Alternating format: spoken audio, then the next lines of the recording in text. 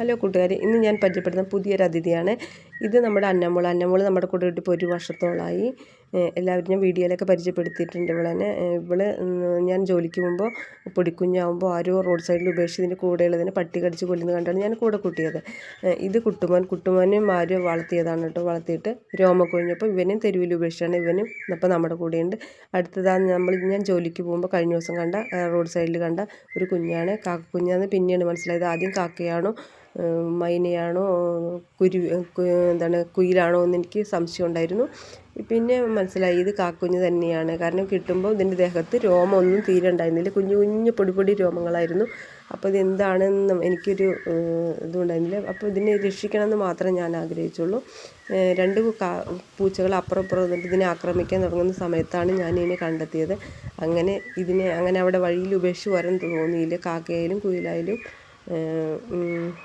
എന്ത് ജീവിയായാലും അങ്ങനെ ഉപേക്ഷിച്ച് വരാൻ തോന്നിയില്ല. അങ്ങനെ ഇതിന് ഞാൻ എൻ്റെ കൂടെ കൂട്ടിയിട്ട് നമ്മളിതിനെ സ്ഥിരമായിട്ട് നമ്മുടെ കൂടെ നിർത്തണം എന്ന് വിചാരിച്ചിട്ടില്ല.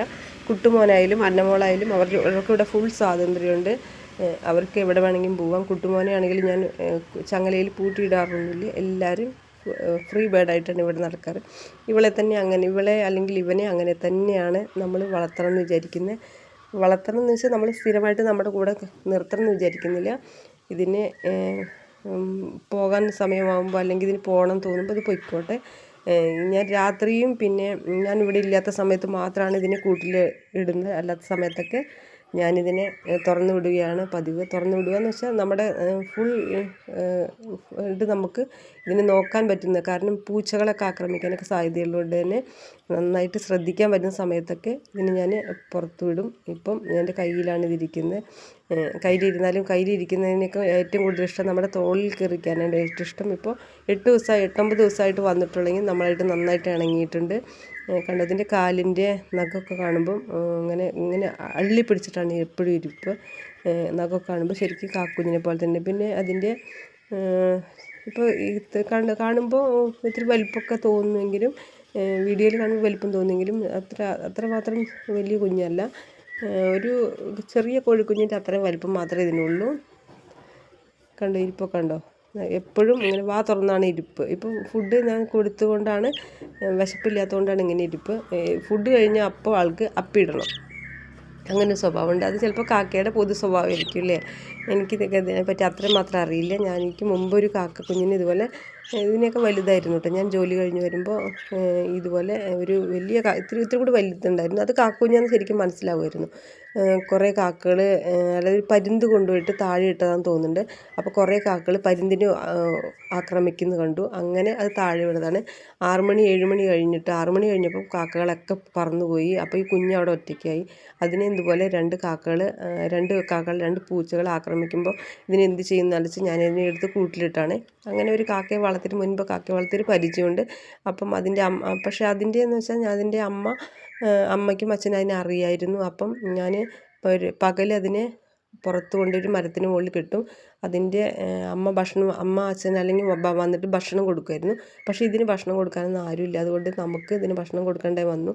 ഇതിനെ നമ്മൾ പുറത്ത് കൊണ്ട് കെട്ടിയിട്ടും ഒരു കാക്കകളും ഇതിനെ മൈൻഡ് ചെയ്യുന്ന പോലും ഇല്ല. എന്താണെന്നറിയില്ല. ഇനിയിപ്പം കാക്കകൾ ഇതിനെ ഉപേക്ഷിച്ചാണോ എന്ന് എനിക്കറിയില്ല. അതുകൊണ്ട് തന്നെ നമ്മളിതിനെ പുറത്തും അകത്തൊക്കെ വിടാറുണ്ട്. അങ്ങനെ വല്ല പരുന്തും കൊണ്ടുപോകുക എന്നുള്ള പേടി മാത്രമാണ്. അതുകൊണ്ട് തന്നെയാണ്, അല്ലെങ്കിൽ ഞാൻ തുറന്നു വിട്ടേനെ. എന്ത് കൊടുത്താലും കഴിക്കും. ഇത് നമ്മൾ ദോശയ്ക്ക് നമ്മൾ വെള്ളത്തിൽ നന്നായിട്ട് മുക്കിയിട്ട് ഇങ്ങനെ വായിൽ വെച്ച് കൊടുത്താൽ അത് കഴിക്കും. പിന്നെ ഏറ്റവും ഇഷ്ടം ഉള്ളത്, ഞാൻ നോക്കിയിട്ട് ഏറ്റവും ഇഷ്ടമുള്ളത് ചക്കയാണെന്ന് തോന്നുന്നു.